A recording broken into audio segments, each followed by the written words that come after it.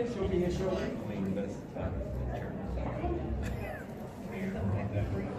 Okay.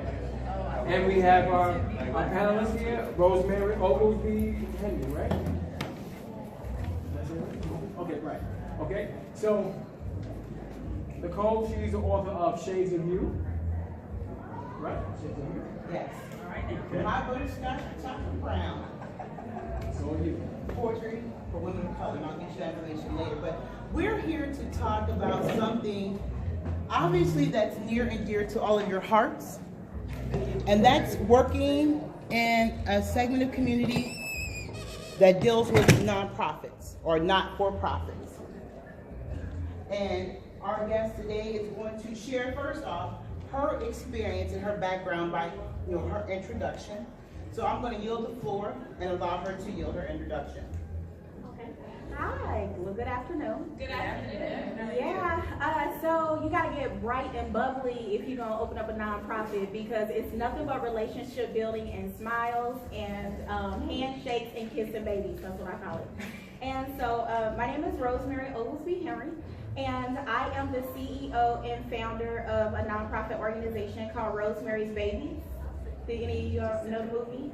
Yes. Yes, yes. And so the first thing with any business is name. Pick a name, and I chose Rosemary's Babies, one, because it's already branded, but two, that's my name.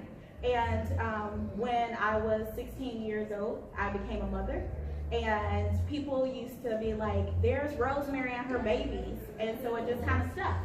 And so when I was about 20, I was like stuck in a room, I was stuck in a rut, and I was like, it doesn't have to be this hard, right?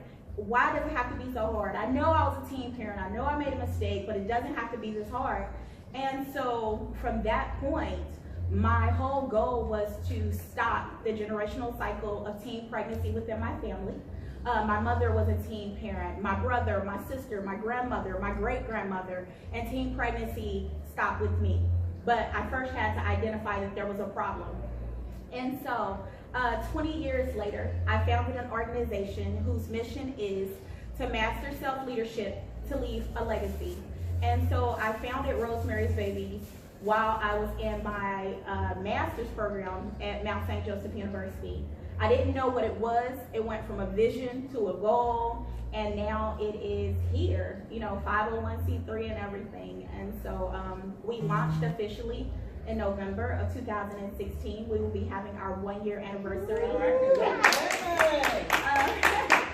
We will be having our 1-year anniversary next month. And so very excited about that, incredibly blessed. And I can say that with any nonprofit, it is empowering yourself, being resilient, not fearing the no, and just staying the course and remember why you started it in the first place. Man, so my own personal journey, I have helped so many of my friends start businesses. So I do consulting on the side. And those same friends are like, you know what, you should do it. Girl, I got your back. And when you look back, man, you see I'm up here filming my own video. But That's beautiful. yeah, that's real. That's real 101. You can't get nothing else different with me when you see me on the street or you see me out in public. In a nonprofit, people, know what your mission is and you see your vision, but other people don't. And just because you have a passion for it and you have a drive for it doesn't mean somebody else will. And that definitely doesn't mean somebody will fund you just because you have a vision and you have a mission. And so the new way that nonprofit goes is, what makes you different than everybody else? What makes you special? And you're like, what you mean? I'm special. My business is special. But even then, when you go to investors and when you go to donors and when you go to the community and say, fund me, you know what? You got to convince your friends too why your mission is special. Those same ones that was like, do it, girl. And then when you text them for that first fundraiser, you're like, I need $5. And they're like, oh, I ain't got it. It's being able to have that tough skin and accept the word no. Yeah, absolutely. I have a lot of friends I wouldn't even call some of them friends, but I got a lot of friends that support me. I have a lot of professional business relationships. And so I would say that friends don't support you in nonprofit, but if you build a relationship, that's what counts. And that's what helps to move your business forward. So you need to have people in your nonprofit and those that are standing behind you that are giving you your strength on days that you just don't have it, that you have a relationship with that understands to start an organization with a social cause. So I would say if you want to open a homeless shelter, the first step that you need to do is go visit some. Ask them how they're funded. Volunteer, because again, it's not just enough to say, okay, I want to start this, but it's also trying to find other people to back you with funding. And just because you open a homeless shelter doesn't mean that they'll back you. I started an organization, again, for teen parents. I've been open for 1 year. I will honestly say I'm probably one of the most famous nonprofits in Cincinnati right now. My organization was nominated for Best Parenting Resource of 2017. I was nominated for 40 Under 40. I am philanthropist, Emerging Leader of the Year. I have all of these accolades and business journal entries and all of these things, and at the same time where all of these people nominated me and recognized the mission and what I stood for and understood my passion, they still want to know, if we give you this check, how will you be sustainable? How can you sustain funding? And so Rosemary's Babies organization is actually a social enterprise.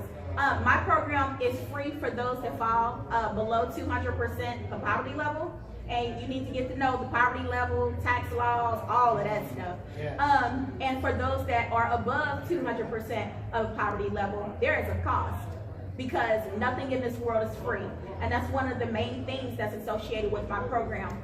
When you're a teen parent, you can't just hand them anything and expect them to get off of welfare and get out of subsidized housing. You have to give them an understanding from the first point that they have that baby, or from the first point that they become pregnant. Nothing in this world is free. Everything is a struggle. You have to be resilient to get to that next step, to overcome your obstacles and make them into opportunities. The same thing happens with the nonprofit.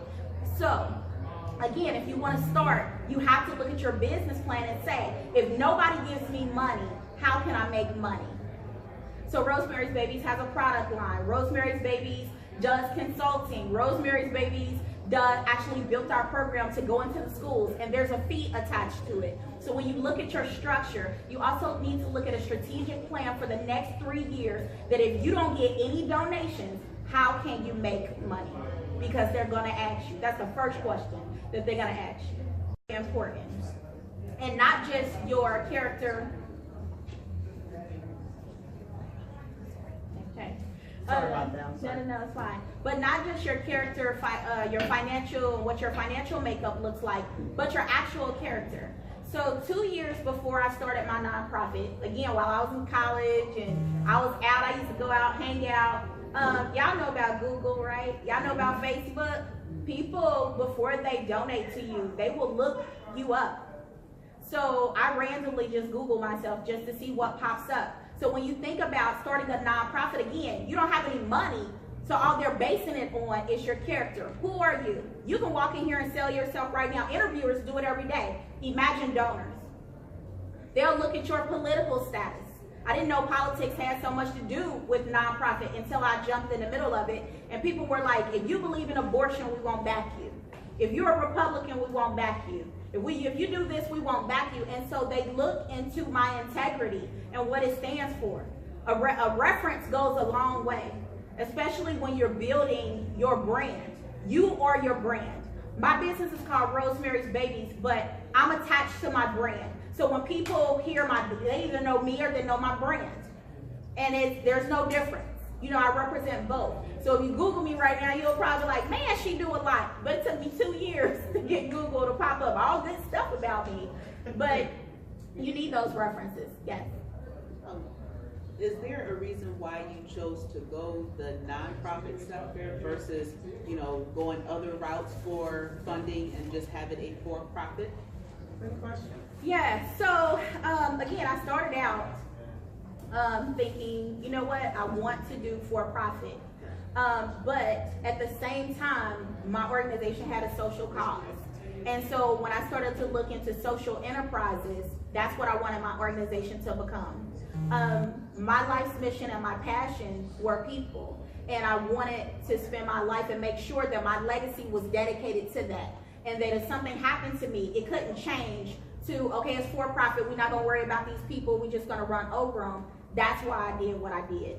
And it was a, it was a moral choice. It was a, it was a financial choice too. But at the same time, we're able to make funds, we're able to make money, but again, we put those funds back into the organization.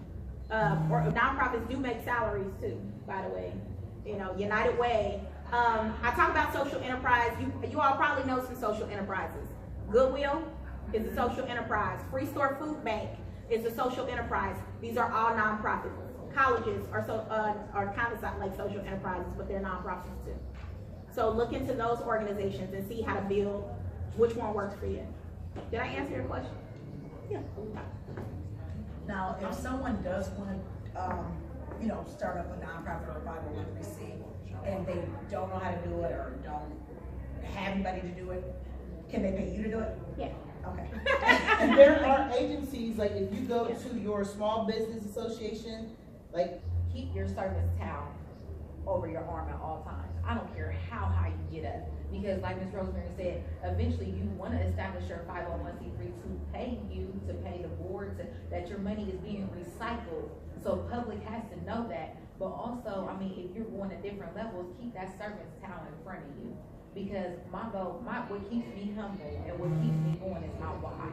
So as long as people see my why and everything from where I finally got my calling, which just means stick on. you had your calling. I got somebody there. So. Okay, so T. I'm currently in a prison. The state penitentiary is in the area. So if you want to,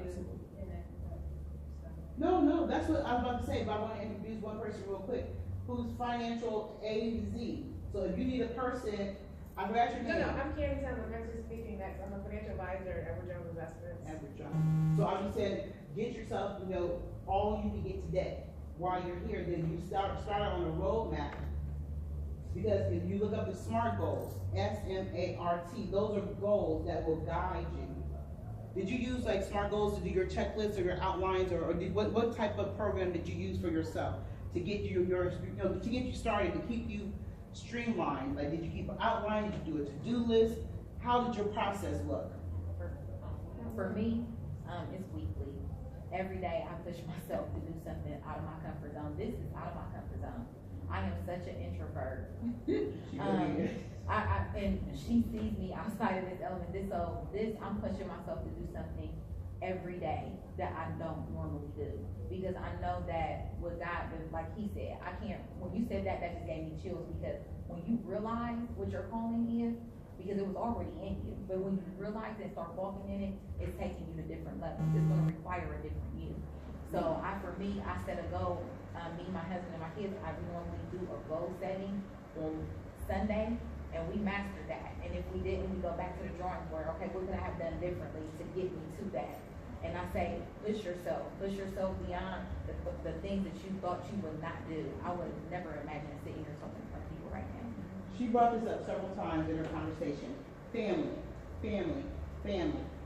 Ladies and gentlemen, your family is a part of this, and you have to include them, because they're going to be affected. If you're not home or doing your daily obligations or your duties, so you have to be cognizant and considerate. I know that this is your dream, but you also have to always include your family, because you don't want to neglect them chasing your dreams, trying to help someone else. Is it time? So in summation, real quick, give me one takeaway. I told you I'm a teacher. One takeaway means one thing that you want to take away with you that you learned in this conference, today's meeting. One thing. Persistence. One thing. Moving missions that matter. Moving missions that matters. Yeah. One thing. Quickly. One thing.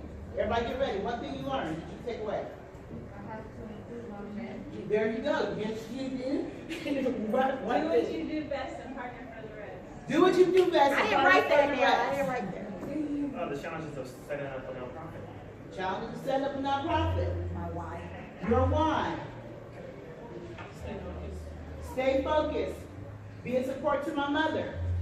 Well, one thing you learned today. Real quick. One thing you learned today. No. Okay. She came in to help. She said, I want to listen. One thing you can take away today.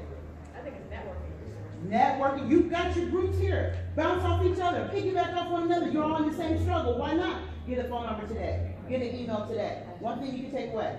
Relationships, connections, and collaboration. I love it. Relationships, collaborations, and what else? Connections. And you. Pursue your passion. And pursue your passion and do it well. We appreciate you coming all the way from Cincinnati to pour into us. Yes. We thank you from the bottom of our hearts, and we'll continue to look out for Miss Rosemary, and you'll see that if you have questions, she's already yielded herself open. How can they get in contact with you after today? Okay. So again, my name is Rosemary Oglesby Henry. If you can't remember that, Google Rosemary's Babies and it will come up. My website is rosemarysbabies.co, which is the new thing for nonprofits, extensions. There you go. We are on every social media platform because we meet teen parents where they are. And the final thing, I always close every meeting. I have a saying that goes, no one can beat you down lower than you, but no one can lift you up higher than you. You continue to keep pushing. You know what it takes to get up and make you move. So when you're beating yourself down, that's okay, but don't carry it into tomorrow. You know what makes you move. And so thank you all so much. Very good, very good. Now, Ms. Jamie, you'll give your information too. I know you're local, but hey, we need you too. Right here in Columbus, Ohio. You can follow us on Facebook at Brown Girls Mentoring Program as well as Instagram. And we are at Baby Recreation Center every 2 weeks or every second and fourth Saturday from 12 to 2. If you just want to drop in and see what we're about. Baby Recreation Center right over here on Ohio Avenue in the Old King District. And with that being said, my favorite quote is be the change you want to see. Be the change you want to see. And go ahead and change the world. Go forward, ladies and gentlemen. Yes. Give yourself a hand. Let's give yourself a hand. Give yourself a hand. Let's give yourself a hand. Oh, Baby. Is it Baby?